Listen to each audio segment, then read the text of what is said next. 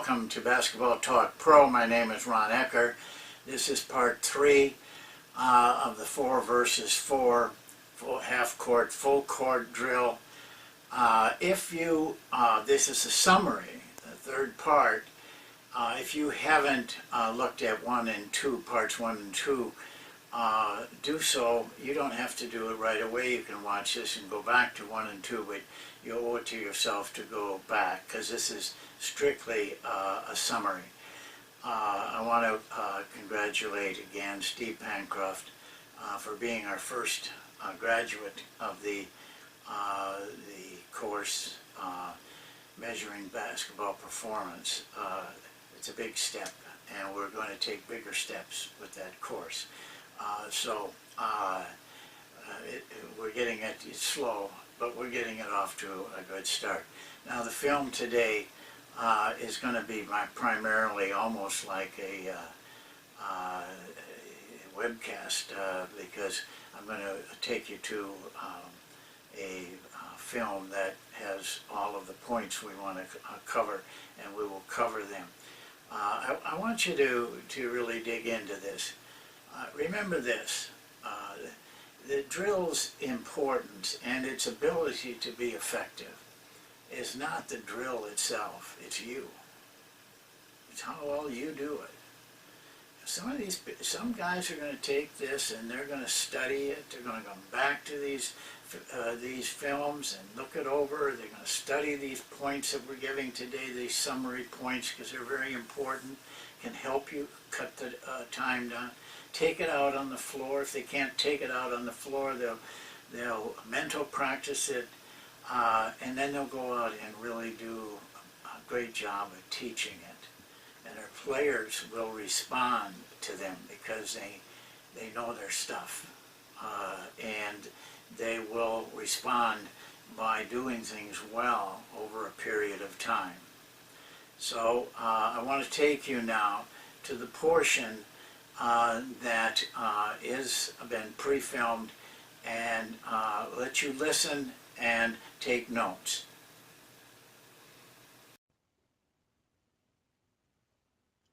I wanted to use this format for kind of summarizing this whole experience with the 4-on-4 half court, full court drill, so that it would be easier for you, each of you, to make your notes from, and so you can visually see what we're talking about. Well, number one, we're in an area, of course, of why do we run this drill? Why am I so enthusiastic about it? And why do I feel it's so important to the entire system of your play? Number one, this drill ties up all the parts of the conversion from a drill to a play. We use drills, but those drills are working on only one part of an offense or a defense. This drill converts all of that into almost a game-like experience, a more live-like experience. It brings those drills into a real sense of importance and where they fit. Number two, you will expose players in this drill to everything that they will experience in a game. As you run the drill over and over, day after day, almost everything that you will see in a game, you will see in this drill. Hardly any way to get that but a drill of this sort. And it really is as effective for defense as offense. You should be teaching and learning the defense as well as the offense as the drill moves along. And number three, it practices the awareness of possession types. That's a little awkward way of saying it. But what I'm talking about here is making players aware unconsciously, really, of the different types of possessions and how they have to adjust to those changes in possession. We, I really don't care to use the word think, get them to think about it. Actually, I don't want them to have to think about that.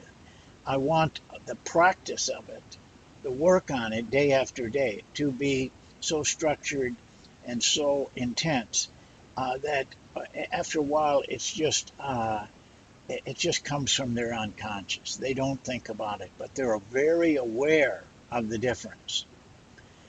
It is controlled. Number four, we allow for teaching time in this. It's controlled for teaching time.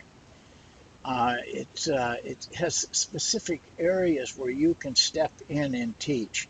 The players are moving like in a game-like situation, but the stops are there that allow the coach to talk to players about what just happened. You may only get one chance every 5 weeks, but the chance is there, and you have the time to do it. The drill uh, is is uh, focused in that way.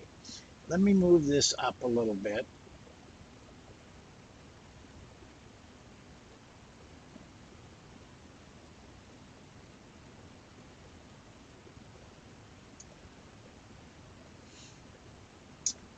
Number five, it's the final step to scrimmaging, which has little control, and we don't want control in the scrimmage.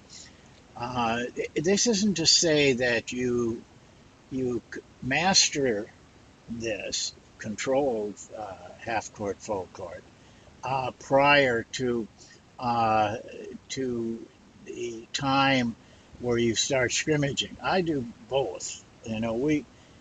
We'll be doing 4-on-4 half court, and sometimes the very next drill is the scrimmage.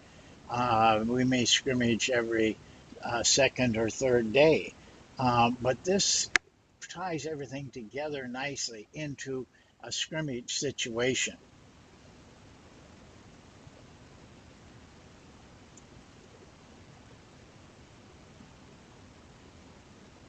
I want to bring this up. I'm a little clumsy at this, I understand, but I wasn't trained for this kind of work. Number six, it can be used in 5-on-5.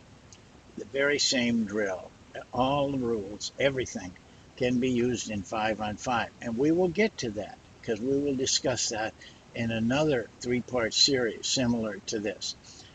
We reserve, maybe that's the wrong term, we tend to use 5-on-5 when we want to work on our set offense or set defense. For example, you can use 5-on-5 very nicely and practice your zone defense, your zone offense at the same time. You could use it actually for out of bounds plays. I mean, there's any number of things, but it tends to run better with your set offense and defenses. But we'll discuss that more completely in another three-part series. Number seven, its uses are limited only by your creativity. And I mean that sincerely. I don't know how many different ways I've used 4-on-4. But when you start moving into partial parts of your offense or partial parts of your defense, I think 4-on-4 works better than 5-on-5. But there's unlimited ways that you can use this to get work done on specific things that are important to your system. Now, I'm just going to add to that some tips here that I have found to be helpful and also to maybe shorten the learning curve on some of this. So, you can just live doing trial and error, but sometimes it's nice to hear it from a guy who's run this a lot on what helps them to run it a little bit better. So I'd like to go through 7 of those. We have first one is don't ever change the structure of a drill for a particular usage. You may have a certain thing you want to use it for, but then you say, well, I don't want to stop and do that half chord, or I don't want it to run that full chord, or I don't want to, this or that.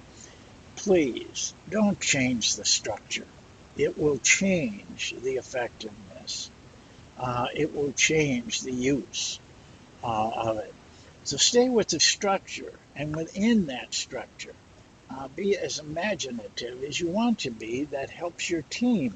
But don't just get goofy on this. You know, if it doesn't relate to what your team's doing, it isn't making your players better, your team better. You shouldn't be doing it just because it's a cool thing to do, or you kind of feel like you're really tricky. Uh, Never change the structure of the drill. Number 2, teach it early and use it often. I, I think most of the time, depending on the experience of the team, I know I teach it by the second day, but sometimes I teach it the first day. If we have an experienced team that's been with us for a while, but one thing I do, regardless of the experience of the team, often I use it often. I use it almost every practice, either a 4-on-4 or a 5-on-5 or scrimmage. I think it's very important to give players that feel of playing in these situations. Number 3, change players or teams at the same end, the same half court end the drill starts on. If you watch from the films, we started with the white team on defense at one end of the court. Actually, it's one really segment of the drill to go up and down. So you come back to that half court always. At that, when it comes back to that half court that you started on, is the time to change players or teams, and we'll talk about that in a little bit. It adds to the organization. Things go more smoothly. So please remember that. Change your players or teams at the same end, the same half court end the drill starts on. You'll get more used to that, and it'll be easier for you as you go along. Works very nicely with 12 players and 3 teams. So you have a whole team sitting out as the teams go down and back. But don't change in these teams until it gets back to the same half court. And they always then should go in on offense. And the offensive team change to defense. And if you keep that rotation, it works very, very, very nicely. And you get a lot done, and things work very smoothly. Number 5, I'm always careful on this because no matter how I phrase it, coaches want to go too fast. And I wish I could get this across better. I don't know how to do it without a whip, but you can add competition to this drill. Works very well. And if you go to 5-on-5, it works very, very well. But go slow. Have it well taught. Because what happens when you go to competition is the players become more aware of the score, or whatever system you're using, than they are of what they're trying to learn. So things must be very well learned before you go to competition. Listen, many, many years I never got to competition because I didn't think the team was ready. There was too much learning yet to do. And so I stayed away from competition, especially in 4-on-4. I could add it a little bit more in 5-on-5. Competition I reserve for scrimmage. I think that's the way to run a scrimmage is with competition. But not on these learning drills. I go very slow on that. Number 6, a simple use of possession types. I'll tell you what we try to get across to our players is on 1, 2, and 6. Those possession types. That's how we get the ball. We are more deliberate. By deliberate, I don't mean slow down or anything, but I mean we want to be as set as the defense is set. At that point, though, you learn from our team offense, we attempt to scramble and get them so they're not set. But at the outset, I feel that it's best to have your team, your offensive team, as set as that defensive team. On numbers, on possessions 1, 2, and 6, they are going to be very set. And also, of course, some out of bounds on the same end of the court. So we were deliberate from the standpoint that we're set, but we're not overly deliberate from the sense that from that deliberate set, we create movement and scramble. 3 and 4, those possessions, 3 and 4, and I hope by now you learned which ones they are. You want to go into a flow type of attack. It's a relentless attack. When we get the ball in 3 and 4, we do not want the defense to get set, but we don't want to do it in such a hurried up fashion that we're out of control. It's better to look at it as flowing into this movement, into what we use as the Monk offense. And it becomes like a relentless attack, not hurried, but relentless. I like to think of it as a flow. In fact, I almost named the offense flow at one time, but because I thought it's what I want the players to realize. I want you to realize it also. Number 7, go slow. Learn patience and repetition. You can't learn anything else. Learn those 2 things. Don't think you got to swallow the whole pie in one setting. Take your time. It's all going to be there. You're going to get it all in. You're going to get it'll all work, but at the right time. Learn to be patient and be prepared for excessive use of repetition. Well, I hope you can follow all of those 14 items because this is an important drill if you choose to use it. If you choose to use it well, because it will give you great rewards. Your team will take on an appearance of such ability to just be confident in all of their situations that they will play better because they really don't have to think about much if it comes across right. So I hope you use these steps, write them down, commit them to memory, and put them into use. Thank you. Well, there you have it. That's the end of 4 and 4, half court, full court drill. There will be a 5 versus 5 full court, half court drill. Very similar. So we're moving quite along, much farther than I realized we would come in the Basketball Talk Pro. I'm kind of amazed and humbled in where it has gone. As I look at that set of archives, I can't even imagine that we've gone that far. and maybe it'll keep going. You know, I didn't think there would be that many opportunities for things to talk about, but there are, and there's more to come. I guess maybe I'll be saying the same thing at 500, but by 500, I'm quite sure there'll be a different face here and a different voice, and I hope for that. That it goes on, and